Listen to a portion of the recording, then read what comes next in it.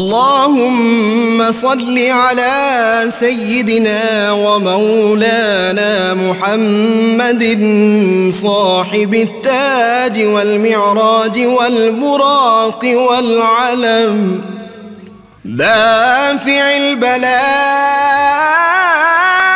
والوباء والقحط والمرض والألم، اسمه مكتوب مرفوع مشفوع منقوش في اللوح والقلم، سيد العرب والعجم، اسمه مقدس معطر مطهر منور في البيت والحرم، شمس الضحى بدر الدجى صدر العلا نور الهدى كهف الورى مصباح الظلم، جميل الشيم شفيع الأمم صاحب الجود والكرم، والله عاصمه وجبريل خادمه والبراق مركبه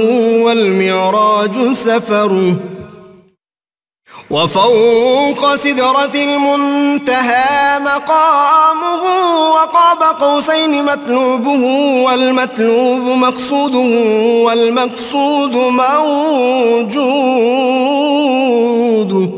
سيد المرسلين خاتم النبيين شفيع المذنبين أنيس الغريبين رحمة للعالمين، راحة العاشقين مراد المشتاقين شمس العارفين سراج السالكين مصباح المقربين، محب الفقراء والغرباء واليتامى والمساكين، سيد الثقلين نبي الحرمين إمام القبلتين وسيلتنا في الدارين، صاحب قاب قوسين محبوب رب المشرقين ورب المغربين، جد الحسن والحسين مولانا ومولى الثقلين، سيدنا أبي القاسم محمد بن عبد الله نور من نور الله،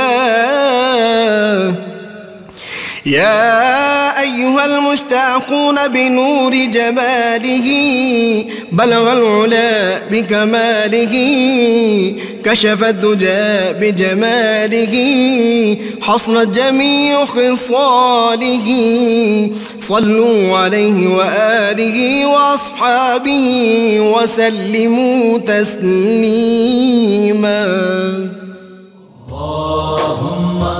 बिस्मिल्लाहिर्रहमानिर्रहीम। अस्सलाम वालेकुम नाज़रीन, प्रोग्राम सुबह नूर के साथ आपका मीज़बान नज़ीर अहमद गाज़ी हाज़िर है। नाज़रीन किराम, हज़रत अबू अनीस मोहम्मद बरकत अली साहब रहमहुल्लाह की तालीफ़ अस्माउन नबील करीम सल्लल्लाहु अलैहि वसल्लम से एक इसमें मुबारक पढ़ने की सआदत हासिल कर रहा हूँ। सय्यदुना रहमतुल लिल आलमीन सल्लल्लाहु अलैहि वसल्लम, हमारे सरदार तमाम जहानों के लिए रहमत। दुरूद व सलाम भेजे अल्लाह आप सल्लल्लाहु अलैहि वसल्लम, आपकी आले पाक और आपके सहाबाए किराम पर। बारी ताला है और हमने आप सल्लल्लाहु अलैहि वसल्लम को तमाम जहानों के लिए रहमत बनाकर मबूस फरमाया है।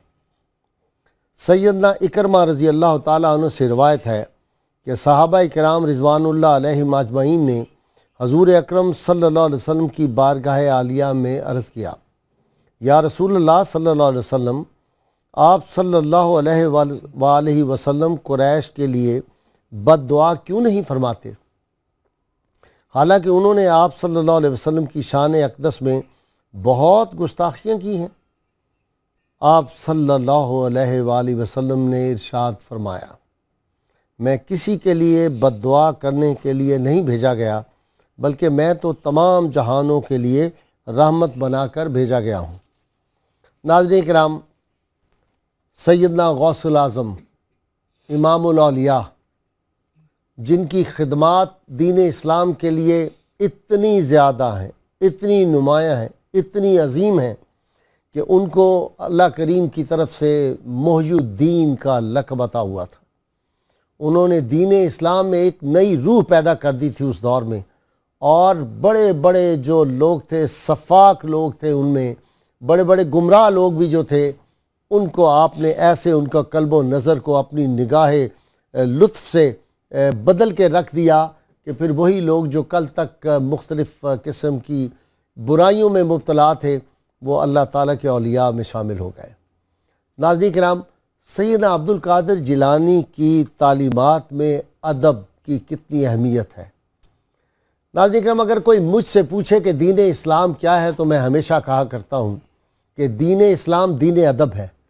یہ اللہ کی بارگاہ کا ادب سکھاتا ہے، یہ نبی عالمین صلی اللہ علیہ وسلم کی بارگاہ عالی قدس کا جو ہے وہ ادب سکھاتا ہے، یہ ملائکہ کا ادب سکھاتا ہے، یہ قرآن حکیم کا ادب سکھاتا ہے، یہ پہلی انبیاء پہ جو کتابیں نازل ہوئیں ان کا ادب سکھاتا ہے، انبیاء کا ادب سکھاتا ہے، اور صحابہ کرام کا ادب سکھاتا ہے، اولیاء اعظام کا ادب سکھاتا ہے، ماں باپ کا ادب سکھاتا ہے، اساتذہ کا ادب سکھاتا ہے، اور پھر ادب پہلا کرینہ ہے محبت کے کرینوں میں۔ اور جب راہ معرفت کے ادب کی بات ہو تو پھر یہ وہ ادب یہاں پہ اس طرح کرنا چاہیے کہ ادب سے سر کیا جاتا ہے راہ جذب و مستی کو، قدم اس راستے میں پائے پیشانی سے رکھتے ہیں۔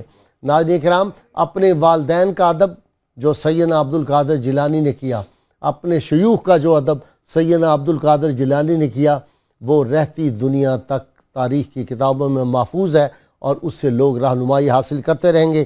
آج سیدنا عبد القادر جیلانی کی تعلیمات جو ادب کے حوالے سے ہیں، اس پہ گفتگو کرنے کے لیے میرے ساتھ شریک گفتگو ہمارے ملک کے معروف اسکالر، آپ کی جانی پہچانی شخصیت، مجھے فیصل آباد اسٹوڈیو سے آج جوائن کر رہے ہیں، مفتی محمد فاروق القادری صاحب، اور آج لاہور اسٹوڈیو میں میرے ساتھ ہے معروف اسکالر پروفیسر ڈاکٹر معین نظامی، ان کے ساتھ مفتی محمد سعید رضوی صاحب ہیں، اور ان کے ساتھ نوجوان اسکالر ڈاکٹر محمد نوید اظہر صاحب ہیں، اور آخر میں ناظرین کرام ماریرا شریف سے تعلق رکھنے والے جناب افسر علی خان لاڈلے میاں سے ہم آپ کو منقبت سیدنا عبد القادر جیلانی کی بارگاہ میں سنوائیں گے۔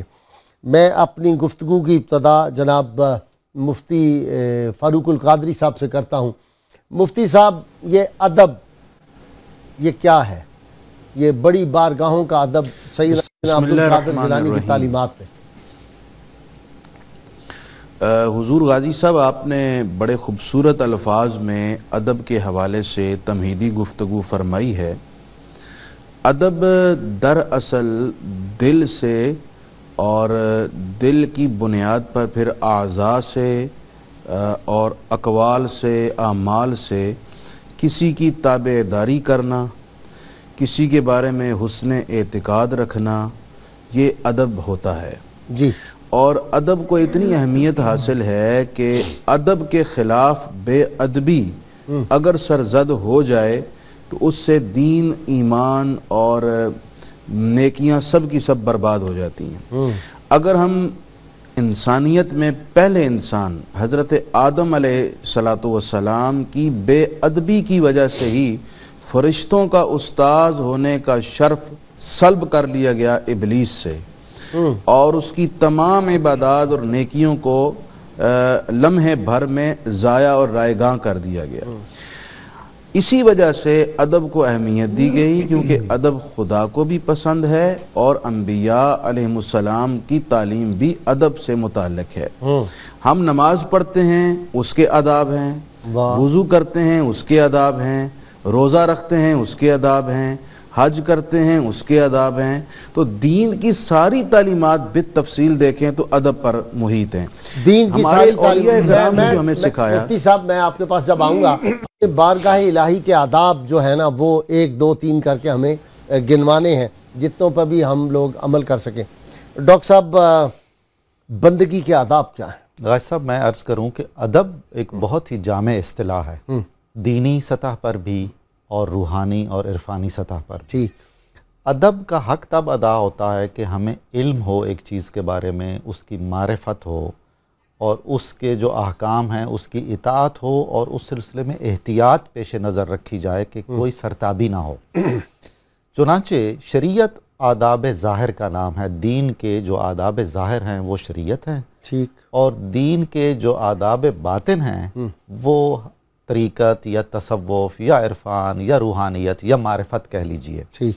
تصوف کی کتابوں میں لکھا ہے کہ تصوف سارے کا سارا مجموعہ آداب ہے. ہر لمحے کا اور ہر چیز کا ایک ادب ہے.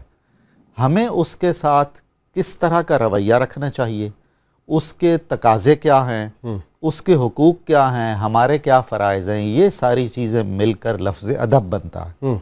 ہماری تاریخ میں، اسلام کی تاریخ میں ادب کا ایک مطلب یہ بھی تھا کہ یہ سارے علوم اور یہ ساری تربیت دوسرے کو بتانا اور سمجھانا. چنانچہ استاد کو ادیب کہا جاتا تھا. واہ. جو یہ بتاتا تھا کہ جناب آپ نے زندگی یوں گزارنی ہے اور مختلف معاملات اور امور میں آپ کی یہ رائے ہونی چاہیے اور اس طرح کا آپ کا طرز عمل ہونا چاہیے. اسی سے لفظ تعدیب بھی نکلا ہے. تعدیب کا مطلب ہے ادب سکھانا، بتانا کہ جی یہ حقوق ہیں، یہ فرائض ہیں، آپ کو ایسے کرنا چاہیے وگرنہ یہ کام نہیں ہو سکے گا. جیسا کہ مفتی صاحب فرما رہے تھے، اب جو شریعت کے مسائل ہیں جیسے نماز ہے، روزہ ہے، حج اور زکوٰۃ ہے، ان سب کا علم اور کس طرح ہم کریں گے ایک عمل تو وہ نماز ہوگا اور اس میں کیا کوتاہی ہوگی کہ وہ نماز سے خارج ہو جائے گا، یہ معاملہ ہے ادب. یہ ادب کا. مفتی صاحب صوفیاء کرام کے ہاں ورنہ تو کتابیں پڑھ کے سارے لوگ اولیاء نہ بن جائیں. یعنی اگر ولی بننا ہو تو اس کے لیے کسی نہ کسی بزرگ کے ساتھ یہ جو منسلک تھے یک زمانہ صحبت باولیاء بہترد 100 سال اطاعت بے ریا، اس میں کوئی حکمت تو ہوگی نا. بسم اللہ الرحمن الرحیم. نبی کریم صلی اللہ تعالی وسلم کی ایک حدیث پاک ہے، اس کو صاحب تفسیر روح البیان علامہ اسماعیل حقی علیہ رحمت نے اس کو نقل کیا ہے کہ ایمان جو ہے وہ 5 کلوں کے اندر محفوظ ہے. اس میں پہلا کلا جو ہے وہ ادب ہے. یعنی ادب کے بغیر نہ آپ سنت تک پہنچ سکتے ہیں، نہ فرض تک پہنچ سکتے ہیں، نہ اخلاص تک پہنچ سکتے ہیں، نہ یقین تک پہنچ سکتے ہیں. تو جب ادب ہوگا تو اس کے بعد دوسرا کلا جو ہے وہ سنت کا ہے، تیسرا فرض کا ہے، چوتھا اخلاص کا اور پانچواں یقین کا ہے. سیدنا عبد القادر جیلانی کی تعلیمات میں ہمیں کیا ملتا ہے؟ جی آپ کی تعلیمات سے ہمیں سب سے پہلا جو سبق یہی سکھایا گیا، آپ کی اگر آپ سیرت کا مطالعہ کریں تو بارگاہ الوہیت کا ادب بے انتہا. مثلا شیطان آ کے کہتا ہے ایک بادل کی شکل میں ٹکڑی بن کے آ کے کہتا ہے کہ اے یا عبد القادر انا ربک، اے عبد القادر میں تیرا رب ہوں، آج سے میں نے تیرے لیے جو حرام چیزیں تھیں وہ حلال کر دی ہیں، فرائض چھوڑ دے، سارا کچھ کر دے. تو آپ نے پڑھا لا حول ولا قوت الا باللہ، میرا رب مجھے بے حیائی اور برائی کا حکم نہیں دے سکتا. یعنی بارگاہ رب العزت میں ادب کے اس مقام پر تھے کہ وہ اس کی ساری چال چلاکیاں جو تھیں وہ بالکل ناکارہ ہو گئی. اس نے اگلا وار یہ کیا، کہنے لگا جی یہ میں اس مقام پر پہنچے ہوئے 70 غوث جو تھے ان کو اس ایک جملے سے برباد کر چکا ہوں، آپ کو آپ کے علم نے بچا لیا. آپ نے فرمایا اب بھی اپنی شرارت سے باز نہیں آیا، مجھے علم نے نہیں بچایا، میرے رب کے فضل نے بچایا. تو یہ بارگاہ رب العزت کا ادب تھا جس کی برکت سے دل روشن ہوتے ہیں، ذہن روشن ہوتے ہیں، بصارت جو ہے اور بصیرت اس میں تیزی آتی ہے. اگر ادب نہ ہو تو اس کے بغیر یہ سب کچھ فضول ہے. اسی طرح بارگاہ رسالت مآب صلی اللہ علیہ وسلم کا ادب ہے، اور یہ حضور غوث پاک کی تعلیمات میں ہمیں کیسے ملتا ہے. سرکار مدینہ صلی اللہ علیہ وسلم تشریف لائے، فرمایا میرے بیٹے آپ واز کیوں نہیں کہتے؟ عرض کیا حضور میں اجمی ہوں، یہ سب عربی ہیں، بغداد کے رہنے والے. تو آپ نے فرمایا کہ اپنا منہ کھولو. جی. تو نبی کریم صلی اللہ علیہ وسلم نے اپنا لعاب دہن شریف جو تھا وہ ڈالا 7 مرتبہ اور تشریف لے گئے. اس کے بعد مولا کائنات تشریف لائے، فرمایا بیٹا باز کہو، تو وہی عذر پیش کیا تو آپ نے 6 مرتبہ لعاب ڈالا. 6 مرتبہ. واہ واہ. تو عرض کیا کہ حضور آپ نے 7 مرتبہ کیوں نہیں ڈالا؟ تو جملہ جو تھا وہ ادبم برسول اللہ صلی اللہ علیہ وسلم، مولا کائنات نے میں حضور کے ادب کی وجہ سے 1 مرتبہ کم لعاب ڈالا ہے. ڈاکٹر صاحب ادب، میں میدان عرفات میں تھا، مجذوب ایک میں پہلے بھی سنا چکا ہوں واقعہ لیکن بڑا ایمان افروز ہے. ایک مجذوب اس نے وہی احرام باندھا ہوا اور فالج زدہ تھا، تو اس نے مجھے آواز دی، غازی ادھر آؤ بات سنو، بڑے جلال سے، واہ، کالی رنگت، چھوٹا قد، بہت موٹا تھا. مجھے بڑا عجیب سا لگا اس وقت، دعائیں مانگ رہا تھا میں نے کہا اس کو میرا نام کیسے پتہ ہے، اور اس نے بڑا میرے گستاخانہ انداز سے حیران بلایا. کن ہے. میں اس کے قریب گیا تو مجھے بلا کے کہتا ہے کہ پنجابی میں کہ تمہیں ایک بات بتانی ہے، جی جی، آدمی عمل سے گر جائے تو بچ جاتا ہے، ادب سے گر جائے تو نہیں بچتا. کہتا ہے اب جاؤ جا کے اپنی دعا مانگو. سبحان. نمازیں گر قضا ہوں پھر ادا ہوں، نگاہوں کی قضائیں کا بدا. بزرگان دین کہتے ہیں کہ ما واصلہ من واصلہ الا بالحرمہ.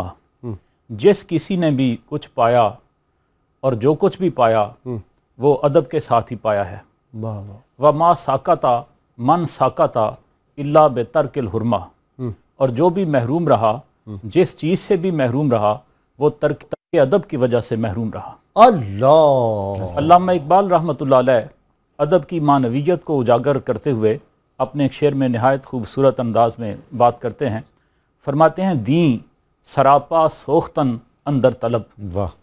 دیں سراپا سوختن اندر طلب، انتہائش عشق آغازش ادب. واہ واہ. دین کیا ہے؟ سر سے پاؤں تک محبوب کی طلب میں جل جانے کا نام ہے. اس کی انتہا عشق پر ہوتی ہے، لیکن اس کا آغاز ادب سے ہوتا ہے. واہ واہ واہ. ادب کا ہی زیر آسماں از عرش نازک نازک تر، نفس گم کردہ می آیت جنید و بایزید اینجا. ایسے سانس بند کر کے جنید و بایزید اس طرح کھڑے ہیں. اس بارگاہ کا ادب ملحوظ رکھیں تو آگے ترقی ہوتی ہے. با مصطفیٰ بیر ساں خیشرا کہ دین ہماؤست، کہ دی ہما اس. دین ہماؤ. دین تو سراسر حضور کی بارگاہ میں اپنا سب کچھ نچھاور کر دینے کا نام ہے. حضور کے قدموں پر، آپ کی دہلیز پر مٹ جانے اور قربان ہو جانے کا نام ہے. اگر بہو نہ رسیدی تمام بو لہا بیست. اور اگر یہ میسر نہیں آیا تو پھر عربی دانی دین نہیں ہے. عربی تو ابو لہب بہت اچھی جانتا تھا، ہم سے کہیں زیادہ کیا بات آپ نے کہہ فصاحت اور بلاغت کا امام تھا. دی. اس میں دو تین باتیں میں عرض کرنا چاہتا ہوں کہ فی الحال ایک ہی آپ فرما دیں، پھر مفتی فاروق القادری صاحب جو ہیں وہ جلدی میں ہیں. حضرت غوث پاک رحمۃ اللہ تعالی علیہ نے بچپن میں عالم طفولیت میں اپنی والدہ کو رمضان کا احترام کیا. مشہور واقعہ ہے، دودھ نہیں پیا. دوسرا واقعہ بھی مشہور ہے، آپ کرسی پر خطبہ سچ بولنے والا، وہ بھی والدہ کا ادب، یعنی سچ کے ذریعے سے آپ ولایت تک پہنچے. ٹھیک. اور کرسی پر آپ واز ارشاد فرما رہے ہیں، اچانک واز روک دیا اور سامنے ایک بزرگ بیٹھے ہوئے تھے، شیخ علی بن الحیتی رحمۃ اللہ علیہ. ان کے سامنے جا کر ہاتھ باندھ کر کھڑے ہو گئے. آپ کے حاضرین میں بڑے بڑے اولیاء ہوتے تھے وقت کے، تو کچھ دیر کھڑے رہے اور دیکھا کہ حضرت شیخ علی بن الحیتی رحمۃ اللہ علیہ اونگ کی کیفیت میں ہیں، عالم واقعہ میں ہیں.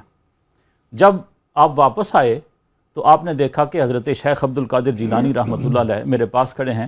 تو آپ نے فرمایا کہ رسول اللہ صلی اللہ علیہ وسلم کی مجھے زیارت ہوئی اور آپ نے مجھے نصیحت کی کہ تم شیخ عبد القادر جیلانی کے دامن سے وابستہ رہو. اللہ. حضرت شیخ عبد القادر جیلانی رحمۃ اللہ علیہ نے فرمایا کہ میں نے یہ عالم دیکھا تو میں رسول اللہ صلی اللہ علیہ وسلم کے ادب کی وجہ سے آپ کے سامنے دست بستہ کھڑا ہوں. اللہ. وہ کہنے لگے، سبحان اللہ. شیخ علی بن الحیتی کہنے لگے کہ حضور میں نے تو عالم واقعہ میں خواب میں یہ کیفیت دیکھی اور آپ نے بیداری میں یہ کشف ملاحظہ فرمایا.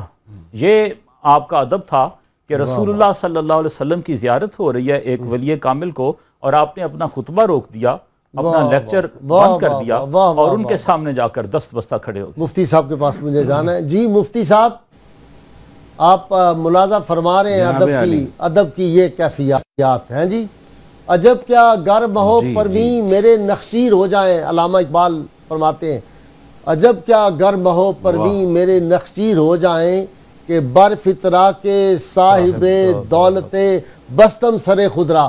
جو لوگ اپنی گردنیں رسول اللہ صلی اللہ علیہ وسلم کے شکار بند میں باندھ دیتے ہیں ادب کے ساتھ، پھر یہ جو چاند سورج ستارے ان کے غلام ہوتے ہیں. جی بے شک ایسا ہی ہے. غازی صاحب، حضور غوث اعظم کی زندگی ساری کی ساری ادب اور تادیب پر ہم مشتمل کر سکتے ہیں. ادب کرتے بھی تھے اور دوسروں کو ادب سکھاتے بھی تھے.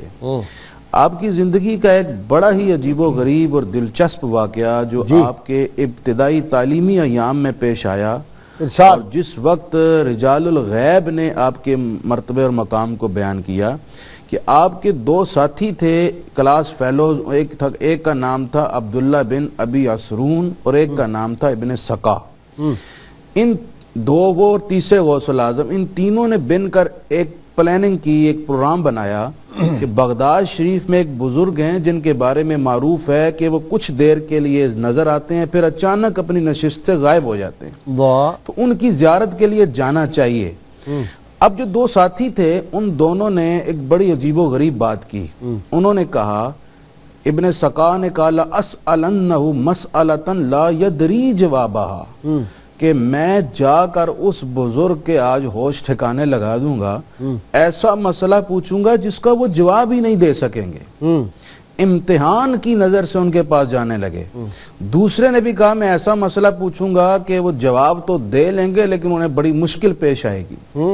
سیدی غوث الاعظم نے ارشاد فرمایا کہ میں اللہ کی پناہ مانگتا ہوں کہ اللہ کے کسی ولی کا امتحان لوں، میں تو محض ان کی زیارت کی برکت لینے کے لیے جاؤں گا.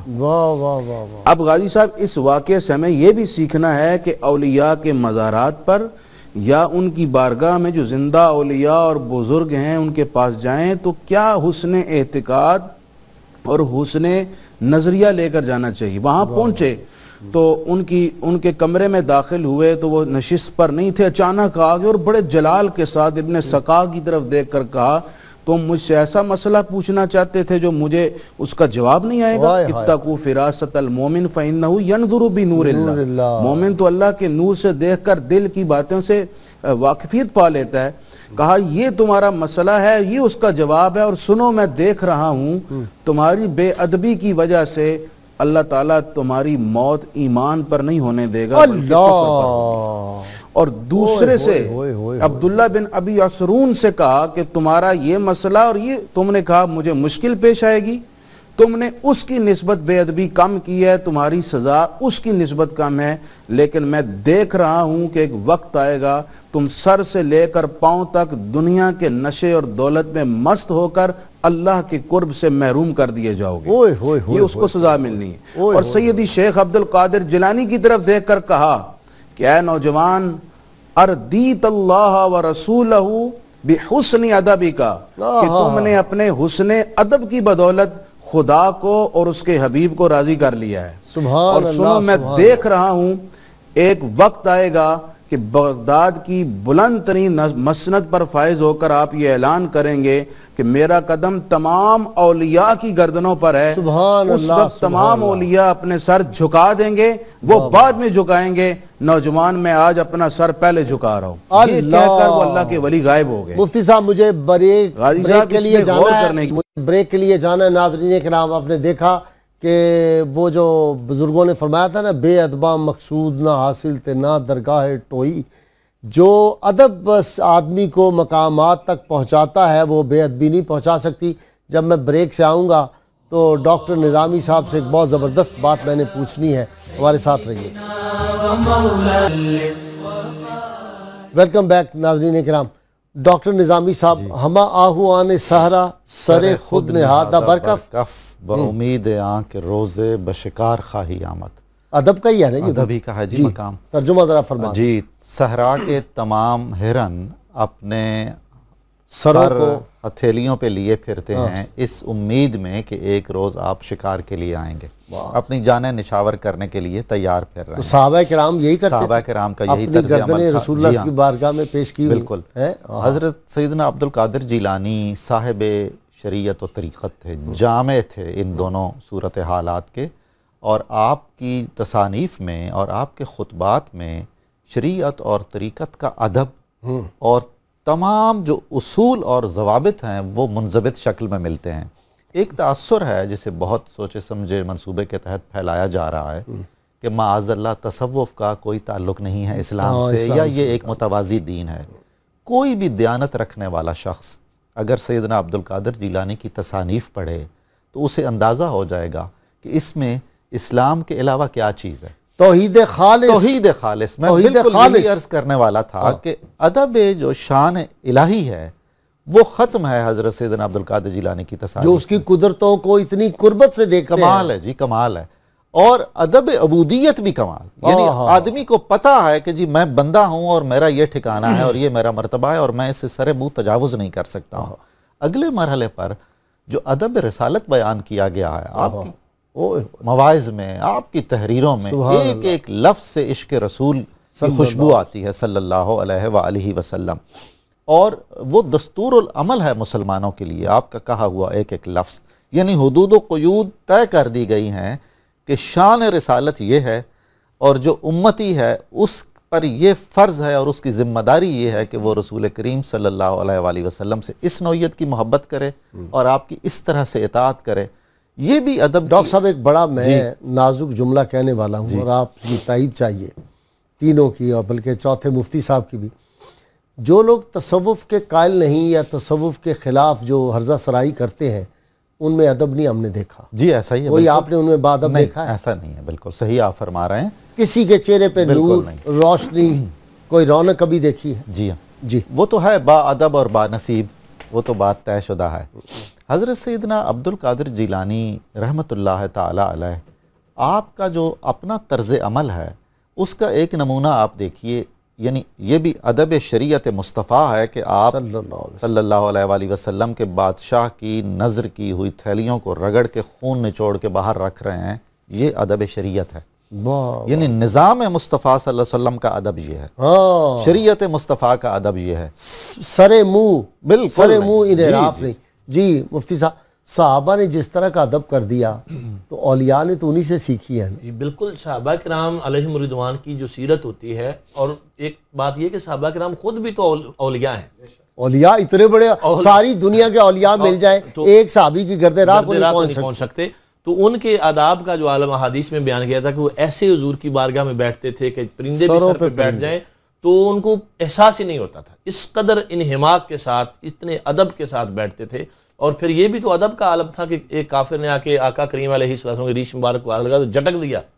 خبردار، یہ آقا کریم علیہ السلام کی ریش مبارک کو تو ہاتھ لگائے، تیری کیا جرات. صلح حدیبیہ میں سیدنا صدیق اکبر کے الفاظ اتنے سخت. جی جی. پھر وہ ان کے بھانجے جو تھے، جو آئے تھے عروہ بن مسعود ثقفی، ان کے بھانجے تھے جنہوں نے کہا کہ اگر تم نے ہاتھ آگے بڑھایا میں تمہارا ہاتھ کاٹ دوں گا رسول اللہ کی ریش مبارک. انہوں نے کہا تم کون ہو؟ پہچانے نہیں نا، ذرا کمزور تھے وہ نظر آ رہے تھے. تو انہوں نے کہا میں فلاں ہوں. تو انہوں نے کہا تم میرے بھانجے ہو، میں نے تو تم پہ فلانا احسان کیا تھا.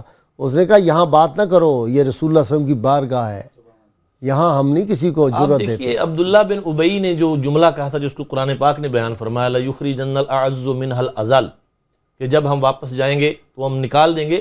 تو عبداللہ بن ابی کے بیٹے نے اپنے باپ کو پکڑ لیا مدینہ شریف میں داخل ہونے سے پہلے، گریبان سے پکڑ لیا اور کہا جب تک تو یہ نہیں کہتا کہ میں سب سے بڑا ذلیل ہوں اور آقا کریم علیہ السلام سب سے پوری کائنات سے ان کا بھی نام عبداللہ ہی تھا غالباً. جی. تو ایک بزرگ سے کسی نے کہا کہ آپ مجھے کوئی نصیحت فرمائیں. انہوں نے فرمایا بیٹا عبادت وہاں نہیں پہنچاتی جہاں ادب پہنچاتا ہے. تو یہ یعنی کوئی بھی عبادت بھی آپ کریں تو ادب کے بغیر تو نہیں کر سکتے. اب نماز کا طریقہ ہی آپ دیکھیں، حضور غوث پاک رضی اللہ تعالیٰ نے سر الاسرار کے اندر جو چیزیں لکھی ہیں اس میں طہارت ہے، نماز ہے، یہ ساری چیزیں. بارگاہ خداوندی کا قرب اگر آپ پانا چاہتے ہیں تو ادب کے بغیر تو نہیں. تمام اولیاء نے جو گردنیں جھکائی ہیں تو یہ کیا ہے؟ یہ ادب ہی ہے. ادب ہے نا. اور پھر جو ابھی بات جس نے انکار کیا پھر اس کے کندھے پہ اللہ معاف کرے وہ کیا کس کو اٹھانا پڑا تھا. جی یہ جو بات ہے نا کہ آپ شیخ سنان کی طرف میں اشارہ کر رہا ہوں. جی میں سمجھ گیا ہوں. آپ ناظرین بھی یقیناً سمجھ گئے ہوں گے کیونکہ بات اتنی معروف ہے، اس میں کوئی زیادہ وضاحت کی ضرورت نہیں ہے. یعنی ادب اور تادیب، یہ جو ابھی بات ہو رہی تھی کہ حضور غوث پاک نے ادب کر کے دکھایا ہے اور ادب سکھایا بھی ہے. جیسا کہ ابھی وہ بزرگوں کا واقعہ بیان ہوا مفتی صاحب نے کیا. حضور غوث پاک رضی اللہ تعالیٰ عنہ کی خدمت میں 100 کے قریب جو فقہا تھے وہ آئے امتحان لینے کی غرض سے. یعنی جو ادب کے بغیر آ رہے تھے اور ہر ایک بندہ ایک ایک سخت ترین سوال تیار کر کے لایا اور ان کا خیال تھا کہ ہم حضور غوث پاک سے پوچھیں گے تو صوفی آدمی ہیں، ان کو کیا پتہ ان مسائل کا، یہ سوچیں ہوتی ہیں جیسے. تو وہ آئے، اب بیٹھ گئے سارے آ کے. تو حضور غوث پاک رضی اللہ تعالیٰ نے ایک نگاہ ڈالی کو سب کے سینے جو تھے وہ علم سے خالی ہو گئے. آپ نے فرمایا ہاں جی اپنے سوالات کریں. اب ان کو بسم اللہ بھی نہیں آ رہی، سوال کیا کریں گے. اور اسی طرح کی ایک بات محدث ابن جوزی جو ہے ڈاکٹر صاحب، جب عشق سکھاتا ہے آداب خود آگاہی پھر کیا ہوتے ہیں غلاموں پہ کھلتے ہیں غلاموں پر اسرار شہنشاہی. ٹھیک. عشق ہی بنیاد ہے عشق کے بغیر انسان ناقص ہے اور کبھی بھی کمال تک نہیں پہنچ سکتا۔ ٹھیک، عشق کی دیوانگی طے کر گئی کتنے مقام، عقل جس منزل میں تھی اب تک اسی منزل میں۔ بے شک بے شک۔ حضرت غوث پاک کی کتابیں جو ہیں بڑی عالمانہ ہیں اور قرآن و حدیث کا عطر ان میں کشید کیا گیا ہے۔ کوئی بھی جملہ ایسا نہیں جس کے پیچھے کوئی قرآنی آیت نہ ہو یا کوئی حدیث نہ ہو۔ ٹھیک، اہل نظر جانتے ہیں اور یہی وہ آپ کا کمال ہے جو آپ کی شخصیت کا معتقد بنا دیتا ہے اہل علم کو۔ غنیت الطالبین اگر آپ دیکھیں تو اس میں آداب الہیہ پر بھی گفتگو کی گئی ہے، آداب بندگی پر بھی، اور باقی کتابوں پر بھی۔ جلاء الخواطر آپ کی کتاب ہے، فتوح الغیب ہے۔ ٹھیک، تو کھانے پینے کے آداب، اٹھنے بیٹھنے کے آداب، سونے جاگنے کے آداب، حتیٰ کہ سماع کے آداب، ہر چیز کے آداب گفتگو، آداب مجلس، فقراء کی صحبت نشینی کے آداب، کھانے کے آداب، پینے کے آداب، سب اس میں بیان کیے گئے ہیں۔ اور حقیقت یہ ہے کہ آداب بندگی جو آپ نے بیان کیے ہیں وہ بالکل قرآن اور حدیث کے مطابق ہیں۔ بندگی کے آداب یہ ہیں کہ بندہ جو غلام ہے اپنے مالک کو پہچانے اور بندگی کی حدود سے تجاوز نہ کرے۔ جس طرح آداب الہیہ ہیں کہ اللہ تعالیٰ کے سامنے انسان کو سر تسلیم خم کرنا چاہیے، ایسے ہی بندگی کے آداب یہ ہیں کہ انسان راضی برضا ہو جائے۔ تصوف کی اصطلاح میں کہتے ہیں راضی برضا ہونا، یعنی اللہ تعالیٰ کی مرضی میں اپنی خواہشات نفس کو فنا کر دینا۔ حضرت غوث پاک رحمۃ اللہ علیہ نے اس کی بہت عمدہ تشریح اپنی کتابوں میں فرمائی ہے۔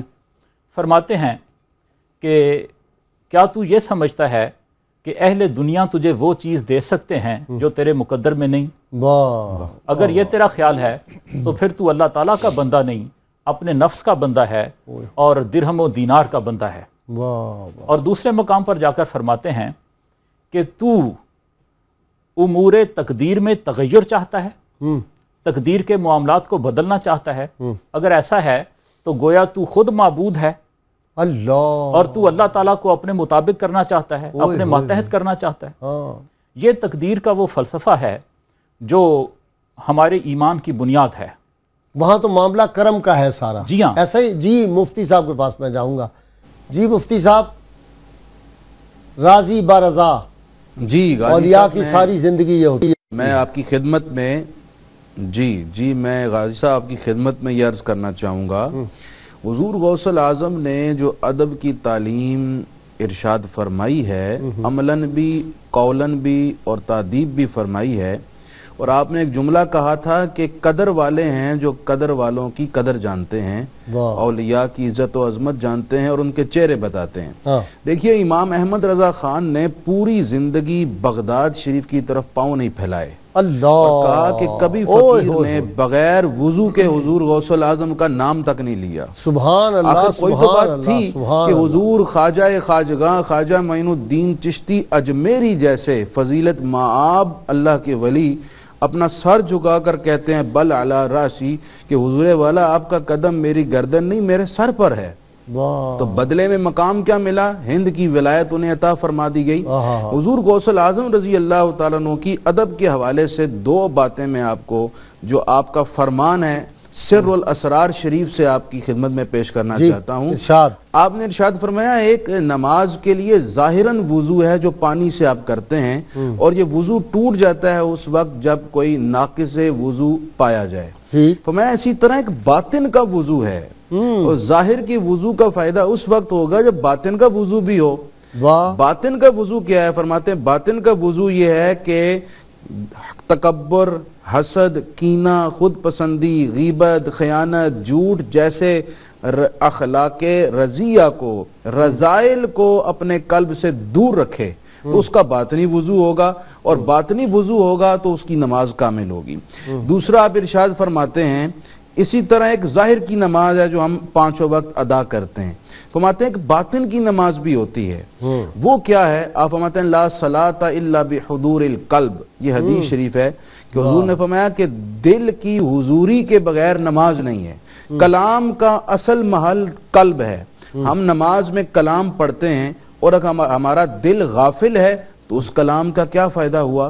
تو اس لیے حضور غوث الاعظم فرماتے ہیں کہ دل کا یاد الہی میں مستغرق ہونا یہ باطن کی نماز ہے، اور فرماتے ہیں ظاہر کی نماز کے 5 اوقات ہیں اور باطن کی نماز کا کوئی وقت نہیں ہے، بلکہ جب تک سانس جاری ہے ہر لمحے باطن کی نماز پڑھنی ہے، اور وہ ایسے کہ کسی بھی آپ کام میں مشغول ہوں آپ کے دل میں اللہ تعالیٰ کی یاد کروٹیں لیتی رہتی ہو، یہ ہوتی ہے باطن کی نماز۔ حضور غازی صاحب آپ نے آغاز کلام میں مجھ سے ایک بات ارشاد فرمائی تھی کہ اللہ کے دربار کا ادب کیسے کرنا ہے یہ بتائیے۔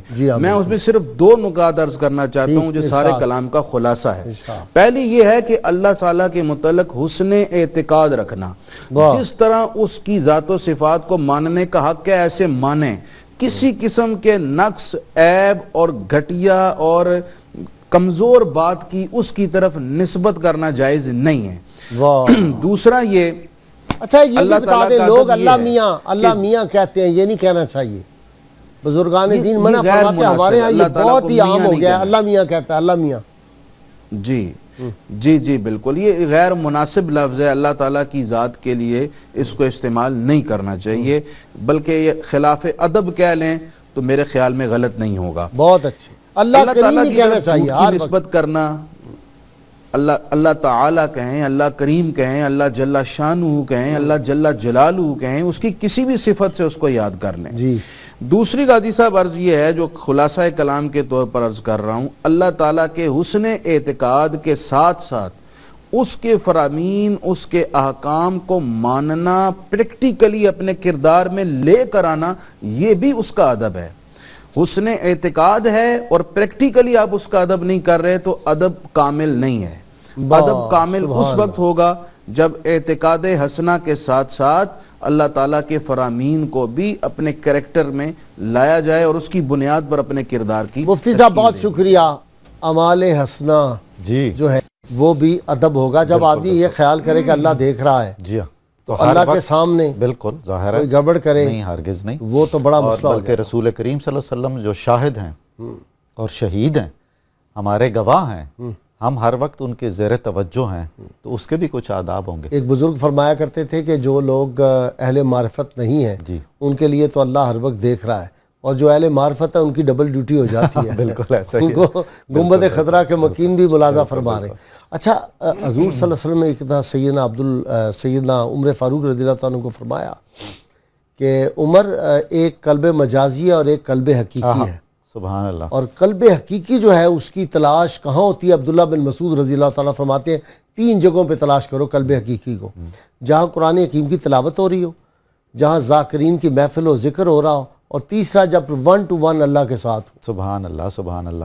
قائد صاحب ایک اور بھی بہت ہم مسلمانوں کے لیے وہ نعمت ہے کہ نبی کریم صلی اللہ علیہ وآلہ وسلم نے فرمایا کہ میری امت کے لیے ساری روئے زمین کو مسجد بنا دیا گیا، ہمیں سہولت بھی ہے، لیکن اس کے ساتھ ادب اس کا ادب ملحوظ رکھنا، اور ہمیں مل کر یہ دعا کرنی چاہیے کہ اللہ تعالیٰ آج کل کے معاشرے میں ہمیں سچے مسلمان کے آداب سکھا دے جو اللہ کے رسول نے بتائے ہیں اور حضرت سیدنا عبدالقادر جیلانی نے اپنی تعلیمات میں کثرت سے بتائے ہیں۔ بحیثیت مسلمان دوسرے مسلمان کے کیا آداب ہیں، رسول اللہ صلی اللہ علیہ وسلم کی ناموس کا ادب، یہ پاکستان تب تک قائم رہے گا جب تک اس مملکت میں ناموس رسالت کی حفاظت ہوتی رہے گی، رسول اللہ صلی اللہ علیہ وسلم کی بارگاہ کے آداب ہوتے رہے گی۔ جی ہاں، رسول اللہ صلی اللہ علیہ وسلم کی بارگاہ کے آداب کے حوالے سے جس کو یہ سعادت نصیب ہوتی ہے کہ وہ کسی بھی نوعیت کا تحفظ اس میں کر سکتا ہے، دامیں، درمیں، قدمیں، اپنی جان، اپنی روح کے حوالے سے، تو وہ تو مجاہد اعظم ہے،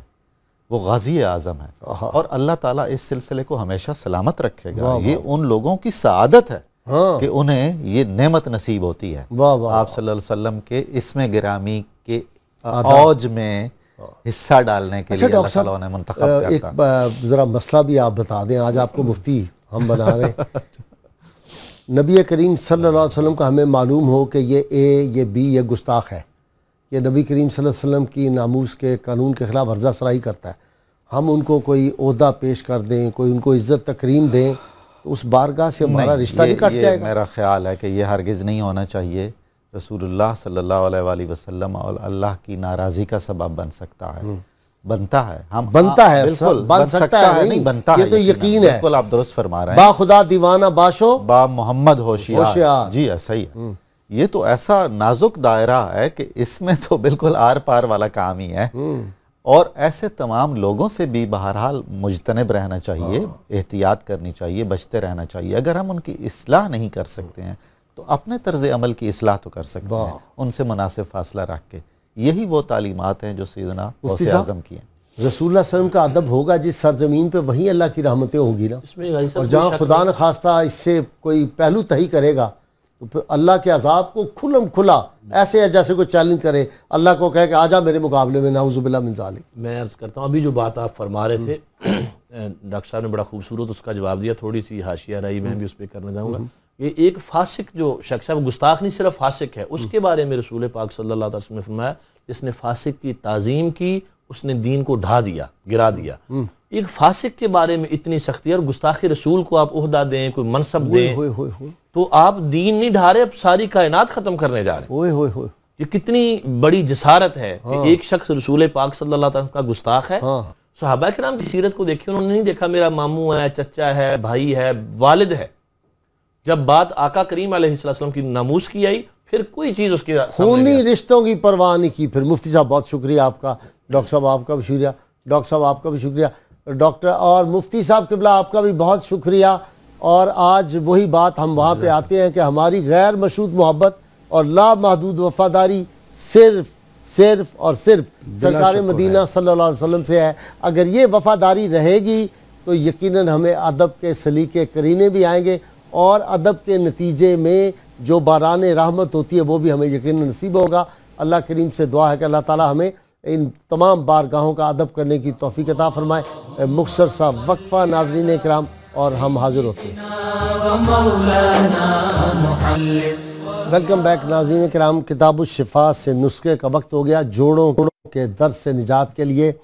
سورہ لقمان کی آیت نمبر 26 11 بار پڑھ کر اپنے ہاتھوں پر دم کر کے جسم پر پھیر لینے سے جوڑوں کا درد ختم ہو جاتا ہے۔ صرف یہ اول و آخر 11 مرتبہ کوئی بھی درود پاک جو آپ کو آتا ہو وہ پڑھیں، اللہ کے فضل و کرم سے بہت جلد شفا نصیب ہوگی۔ سیدنا غوث الاعظم سیدنا عبد القادر جیلانی رحمہ اللہ فرماتے ہیں، دنیا کو اپنے دل سے مکمل طور پر نکال دو، پھر وہ آپ کو ضرر یعنی نقصان نہیں پہنچائے گی۔ ناظرین کہ اللہ کریم سے دعا ہے کہ اللہ تعالی ہمیں ان پاک بارگاہوں کا ادب کرنے کی توفیق عطا فرمائے اور ہمیں بے ادبی سے محفوظ فرمائے۔ ناظرین کہ اللہ تعالیٰ پاکستان کو سدا سلامت رکھے، امن، چین، راحت، سکون اس کے رہنے والوں کو نصیب فرمائے۔ اس مملکت خدا داد کو جہاں سے رسول عربی صلی اللہ علیہ وسلم کو محبت کی ہوائیں اور خوشبوئیں جاتی تھیں، اس بارگاہ اس مملکت میں درود و سلام کی ہر لمحہ بارشیں ہوتی رہیں۔ اللہ کریم آپ کا حامی و ناصر ہو۔ جاتے جاتے پاکستان کا نعرہ میرے ساتھ جو روز آپ لگاتے ہیں، پاکستان زندہ باد۔ اور اب بارگاہ سیدنا عبد القادر جیلانی میں افسر علی خان لاڈلے میاں منقبت پیش فرماتے ہیں۔ جی لاڈلے میاں۔ واہ کیا مرتبہ اے غوث ہے بالا تیرا، اونچے اونچوں کے سروں سے قدم اعلیٰ تیرا،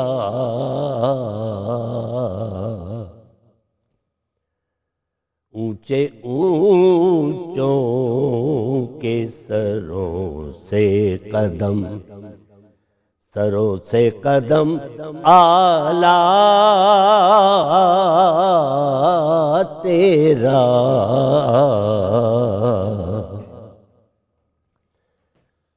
سر بھلا کیا کوئی جانے کے ہے کیسا تیرا، سر بھلا کیا کوئی جانے کے ہے کیسا تیرا، اولیاء ملتے ہیں آنکھیں وہ ہے تلوار تیرا، اولیاء ملتے ہیں آنکھیں وہ ہے، آنکھیں وہ ہے تلوار تیرا،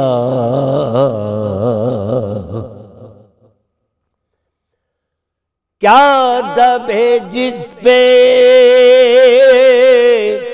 حمایت کا ہو پنجہ تیرا، کیا دبے جس پہ حمایت کا ہو پنجہ تیرا، شیر کو خطرے میں لاتا نہیں کتا تیرا،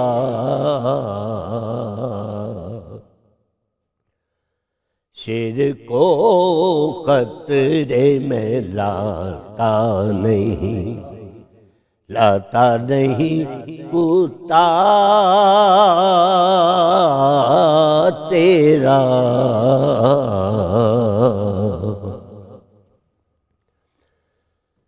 جان تو جاتے ہی جائے گی قیامت یہ ہے، جان تو جاتے ہی جائے گی قیامت یہ ہے، کہ یہاں مرنے پہ ٹھہرا ہے نظارہ تیرا، کہ یہاں مرنے پہ ٹھہرا ہے نظارہ تیرا، واہ کیا جو واہ کیا مرتبہ اے غوث ہے بالا تیرا، اونچے اونچوں کے سروں سے قدم اعلیٰ تیرا، اللہم صلی علی سیدنا و مولانا محمد وعلی سیدنا علی و سیدتنا فاطمہ و سیدتنا زینب و سیدنا حسن و سیدنا حسین وعلى آله وصحبه وبارك وسلم.